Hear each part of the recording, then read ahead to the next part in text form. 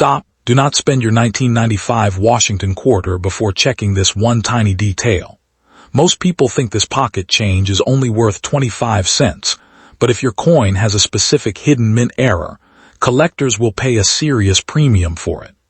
In this video, I will show you exactly what to look for, how to grade your coin at home, and why some of these exact pieces are heavily chased by numismatists all over the world.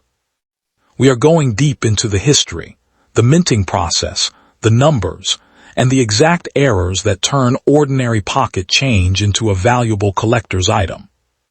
This coin right here features the P mint mark, which means it was struck at the historic Philadelphia Mint back in 1995. The mid-1990s was a massive production era for the United States Mint. To give you some context and perspective, the Philadelphia Mint alone produced over 1 billion Washington quarters in 1995. To be exact, the total mintage figure stands at 1,2,110,000 coins. Because the production numbers were so incredibly high, a standard 1995 P quarter is very common today. It is highly likely that you come across one of these in your change on a weekly or monthly basis.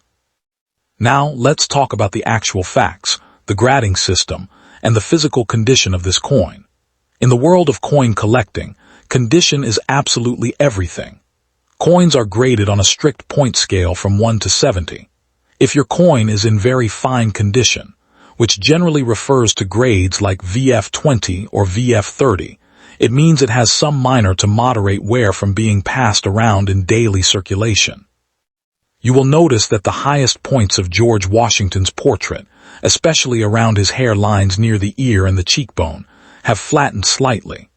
On the reverse side, the eagle's breast feathers will show signs of smoothing out. However, even with this wear, all the main details, the letters of the legends, the full date, 1995, and the eagle on the back are perfectly sharp and completely readable. In a standard, non-error, circulated very fine condition, this coin is generally worth its basic face value of exactly 25 cents. Millions of these are still sitting in cash registers, vending machines, and piggy banks across the country, which is why standard coins don't carry a huge premium today. But wait, do not spend it just yet. Do not let that 25-cent value fool you, because the story does not end here, and finding an error on a circulated coin is where the real fun begins. Even in a circulated, very fine condition, this exact coin becomes highly valuable if it carries a rare mint error. Mistakes happen at the mint during the high-speed production process, and when those machines malfunction, unique varieties are created. When an error coin slips past quality control, collectors are willing to pay big money to add them to their private collections. Because your coin is already circulated, you do not need to worry about keeping it in flawless condition. Instead, you need to look closely for specific mechanical and die variations. You need to inspect your coin for two main things. First, check very carefully for a doubled die obverse error, often abbreviated as a DDO. This is one of the most famous and highly sought-after errors in the entire Washington Quarter series. A doubled die error happens during the manufacturing of the coin dies themselves, where the hub imprints the design onto the die at a slightly different angle, duplicating the image.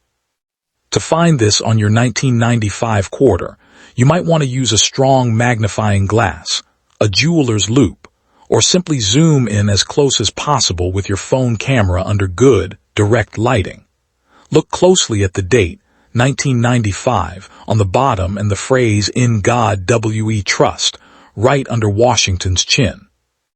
If you notice clear doubling, overlapping lines, clear separation in the serifs of the letters, or an unusual extra thickness in the numbers, you are looking at a genuine doubled die. Even on a circulated quarter in very fine condition, a clear and dramatic doubled die error can instantly make that coin worth $20 to $50, and sometimes even more to a specialized error collector who is missing that specific variety. Second, look at the edges, the rims, and the overall shape of the coin for any off-center strikes or clipped planchets. An off-center strike happens when the blank piece of metal, called a planchet, is not properly aligned or centered inside the coining press when the dies come down with tons of pressure. This causes the design to be punched slightly off to one side, leaving a blank, smooth, crescent-shaped edge on the opposite side. If your 1995 P quarter has part of the design missing or shifted by even 10, 20, or 50%, it completely bypasses the normal value rules. The higher the percentage of the off-center strike while still showing the full 1995 date, the more money it is worth. Collectors will easily buy a well-preserved off-center 1995 P quarter for $20 to $100 depending on the dramatic look of the error. It is also important to clear up some confusion and understand what makes a 1995 quarter worth hundreds or thousands of dollars in online auctions. Those ultra-expensive coins you see making headlines are graded at mint state 67, mint state 68, or higher. Those are pristine, flawless coins that were never used in daily life. They were saved straight from fresh mint bags, completely free of scratches, contact marks, or wear, preserving their original brilliant mint luster.